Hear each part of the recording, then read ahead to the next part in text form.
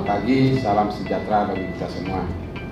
Yang pertama, saya sampaikan permohonan maaf dari pimpinan kami, Pak Kadis, yang seharusnya hadir ya Pak Kadis ya, memperkasa kegiatan ini Pak Kadis. Materi ini dibantu oleh teman-teman dari Pusdatin.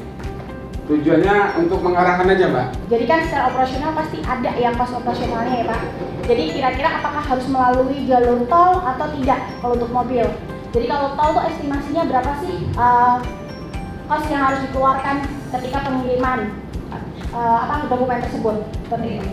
Solusi digunakan untuk vehicle routing program, di mana untuk menentukan rute paling optimal dalam pengiriman barang.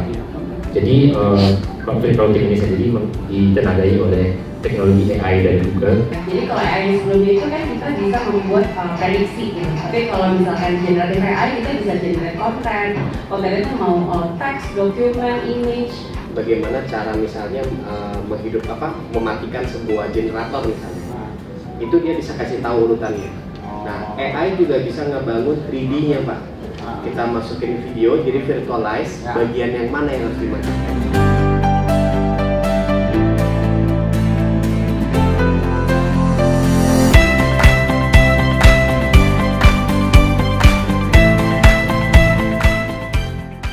Intinya sebetulnya di balik Google ini ada spatial query, ada SQL code yang sangat panjang. Tapi kita bungkus dengan komponen user interface yang user friendly. Jadi tinggal kita drag and drop, pilih parameter, nanti setelah ini ditulis di database seperti itu. Sedangkan untuk misalnya melakukan verifikasi lapangan itu kan butuh misalnya saya mengkonvert luasannya yang diplot sama pemohon dengan misalnya luas sertifikat tanah yang dia punya. Nah sebenarnya kan kayak kita bisa bikin prediksi, bukan prediksi maksudnya potensi investasi untuk solar panel di Jakarta dengan membangun di atas atap-atap rumah atau gunung itu kan sangat potensial. Nah cuman mau tanya apakah dia mempertimbangkan gerakan arah matahari apa enggak ya?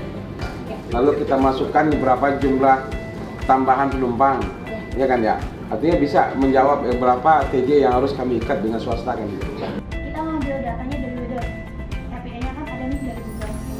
Nah itu juga tersedia di data katalognya Karto ya Mbak Lenda, yang weather ada kan? Nah itu nanti bisa sih.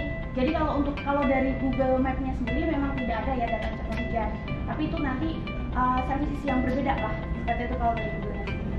OPD ataupun KL lain yang mungkin itu membutuhkan dari sisi keandalan features untuk Maps itu bisa menggunakan layanan dari Terralogic.